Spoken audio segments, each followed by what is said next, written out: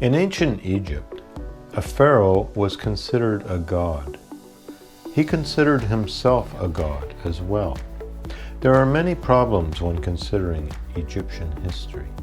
Sometimes the pharaoh would wipe out all memory of the pharaoh that preceded him and elevate his own family history as the great leaders of the past. Another problem with Egyptian history is that sometimes there were two pharaohs at the same time, both of them claiming to be the only pharaoh. As with other histories, the older history is less clear and more controversial, while the newer history is more proven and established. The backbone of Egyptian history was established by an Egyptian priest named Manetho. He lived in Egypt in the 3rd century BC and wrote a history of Egypt. He had access to documents that modern historians do not have access to. Manetho divided his history of Egypt into 30 dynasties. 2 more have been added in modern times, making it a total of 32 dynasties. Manetho also divided ancient Egypt into 3 time periods, which are still in use: the Old Kingdom, the Middle Kingdom, and the New Kingdom, with 2 periods of decentralization called the First and the Second Intermediate periods. The First Intermediate period is between the Old and Middle Kingdom. The Second Intermediate period is between the Middle and New Kingdom. Today we are going to focus on the Old Kingdom of Egypt, which ended at about the same time the Akkadian Kingdom ended. There are 3 main king lists from Egypt in use today. None of them agree perfectly with Manetho or with each other, and all of them are fragmentary, meaning that they have parts which are no longer legible. The Palmero stone, which surfaced on the antiquities market in 1859 and is now housed in the museum at Palmero, Italy. The Abydos king list, which is carved into the wall of a temple at Abydos, Egypt, and the Turin Canon, a papyrus writing from the 11th century BC, which is extremely fragmented. We don't have the original book from Manetho either. We only have quotations of it from the 1st century Jewish historian Josephus. There are no dates given on these lists, and there is much work being done to put modern dates on these kings. Egypt has always been an anchor point for historians because although it has gone through profound political changes, it has always been Egypt. Ancient Greek historians such as Herodotus and Strabo spoke of Egypt. When Egypt became a vassal state of Rome, the Romans explored and carried out restoration projects in Egypt. There were some explorers of the Holy Land who reached Egypt during the Middle Ages. They thought the Great Pyramids were the granaries of Joseph. With the rise of the Islamic Caliphate preceded by Muhammad in 600 AD, Egypt once again became a land of mystery. For 200 years under Islam, it was off limits to Europe.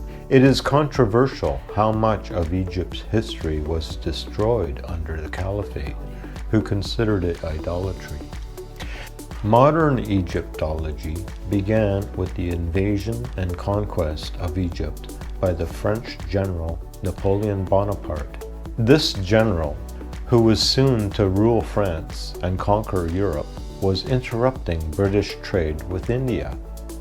He was interested in exploring the ancient canal of the Pharaohs, which was rumored to be dug from Egypt to the Red Sea. He did find the remains of the canal, but never did have the chance to open it up.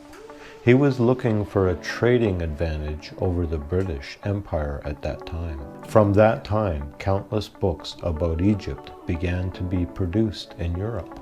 The history of Egypt is mostly stated by Manetho through Josephus, but only generally supported by archaeological discoveries. The intermediate periods are very much peppered with several overlapping dynasties vying for power. With the rise of Darwinism 100 years before Napoleon, the overlapping dynasties of Egypt tended to be stretched out one after the other as far as dating goes, making Egypt's beginnings up to 6000 BC. That is 2000 years before the Great Flood.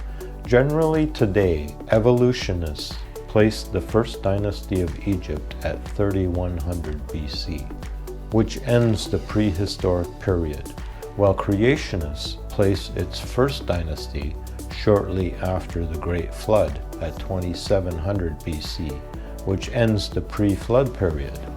As time goes on and evidence of Egyptians' contact with other histories emerges, Egypt is coming more into focus.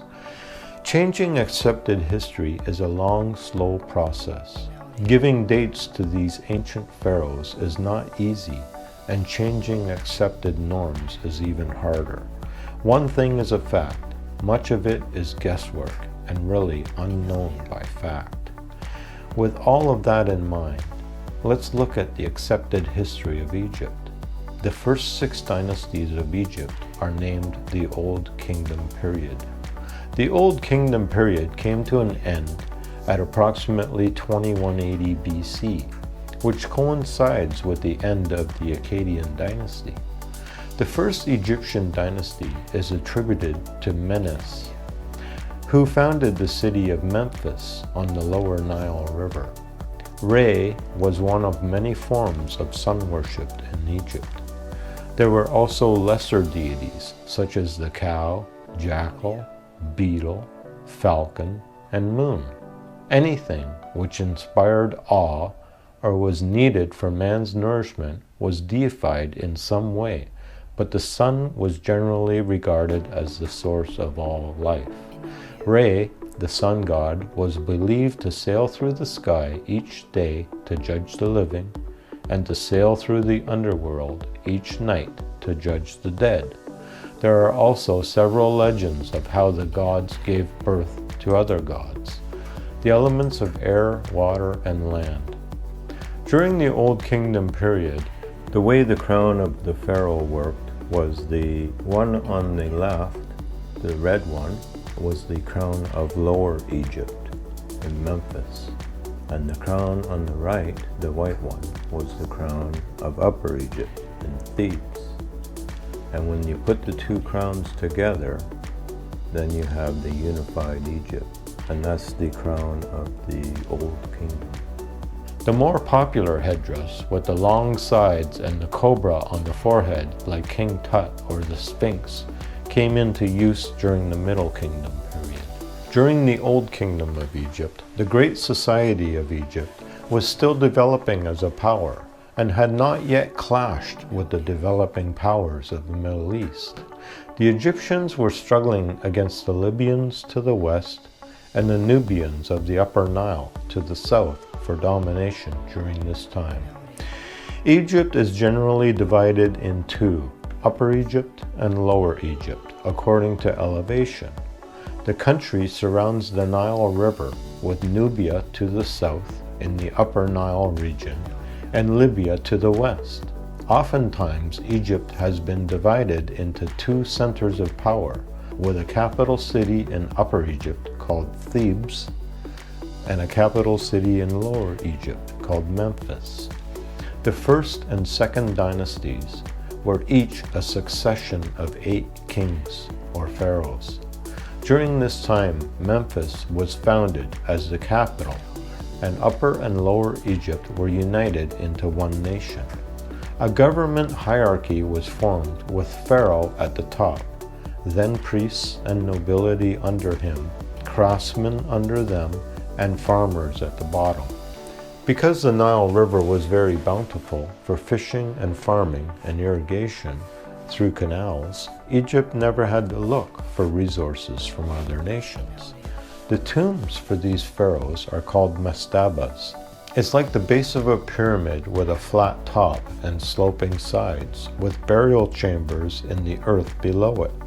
Even in these early times, the burial included many riches and a large number of servants. The lesser stepped pyramids were built during the Third Dynasty. The first of the pyramid builders was Djoser. He had a chief minister named Imhotep, who was a master builder and a great physician.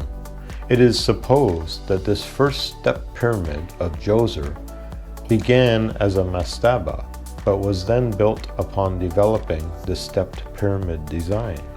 The Fourth Dynasty produced the famous Great Pyramids at Giza.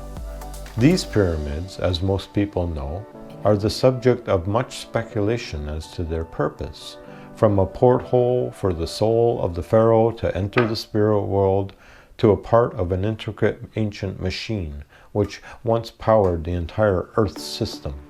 We still don't know for sure what the actual purpose was behind the pyramids. During the Fourth Dynasty, the pharaoh Snefu is well known for initiating military campaigns into the Sinai, Nubia, and Libya.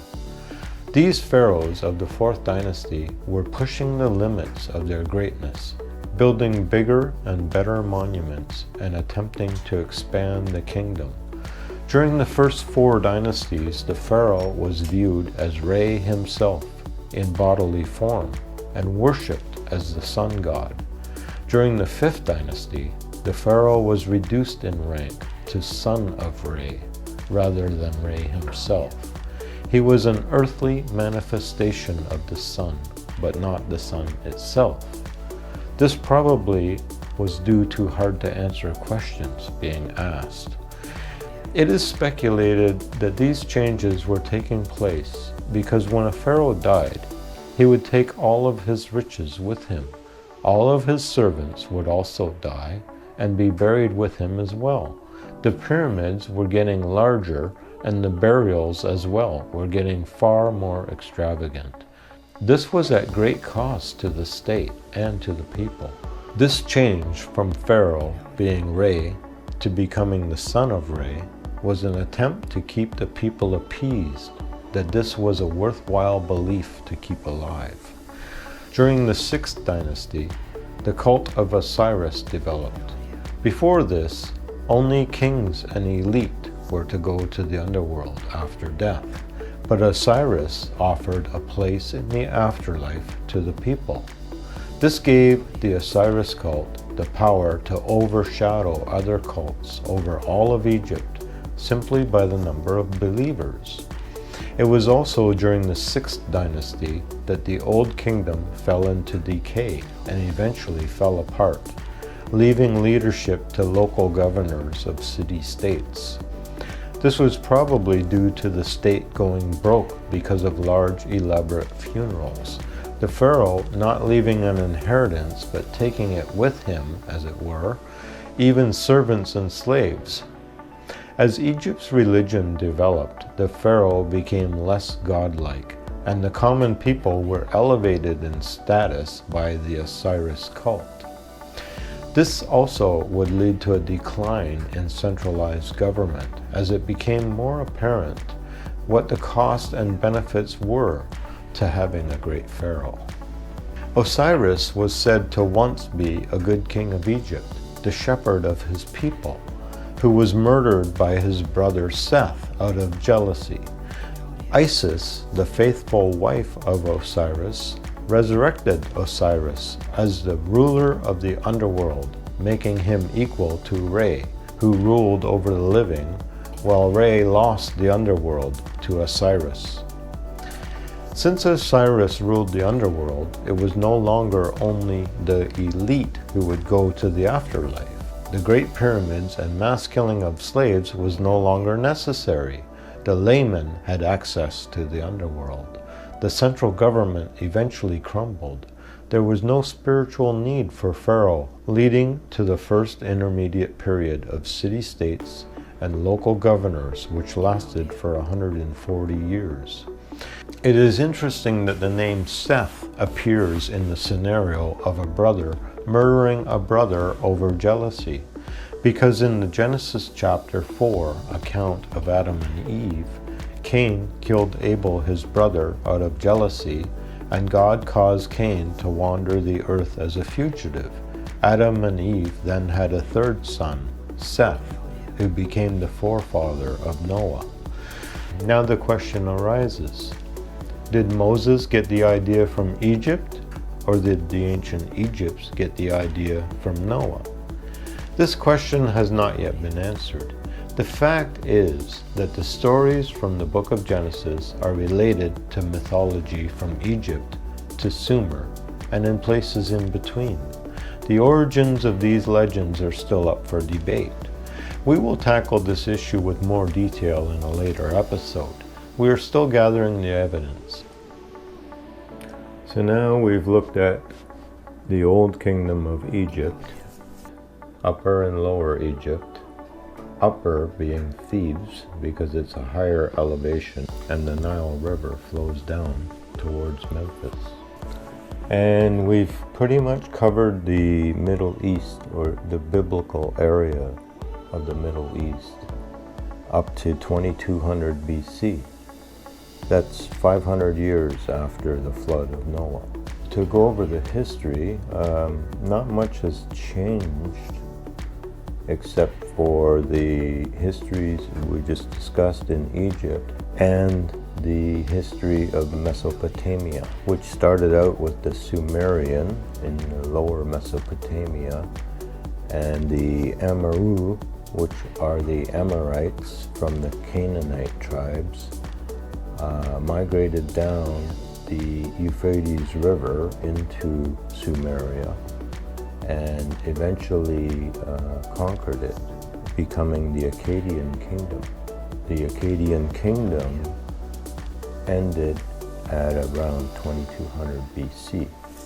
At the same time, within 20 years of the ending of the Old Kingdom of Egypt. So basically the Minoan are still there with the bull, the man bull, Minotaur in the basement. Egypt is there, surrounded with Libya and Nubia. That triangle piece in between Egypt and Canaan, that is Sinai Desert, the Sinai. Currently, today, the Sinai is a part of the territory of Egypt. We have the land of Canaan, where Israel is today. The land of Arabia, which is still Arabia, and Arabia's trading centers, Dedan, Tima, Duma, and the Akkadian Kingdom, which was started by Sargon the Great. The Akkadian Kingdom lasted for 134 years and ended with the death of Naram-Sin in 2200 BC. And it's also interesting to note that both kingdoms, the Akkadian and the Egyptian kingdom, both fell into a period of decentralization at the same time. We'll just make a note of that, and that can maybe come up in later discussions. Perhaps when Naram-Sin was killed, he was well known to the Egyptians. And that sent some kind of message to Eve that caused them to finally go with Osiris and bringing the Re cult to an end the way it was. Re kept on, but as a one of two instead of just one. In the next episode, we will look at the Genesis account of the same time period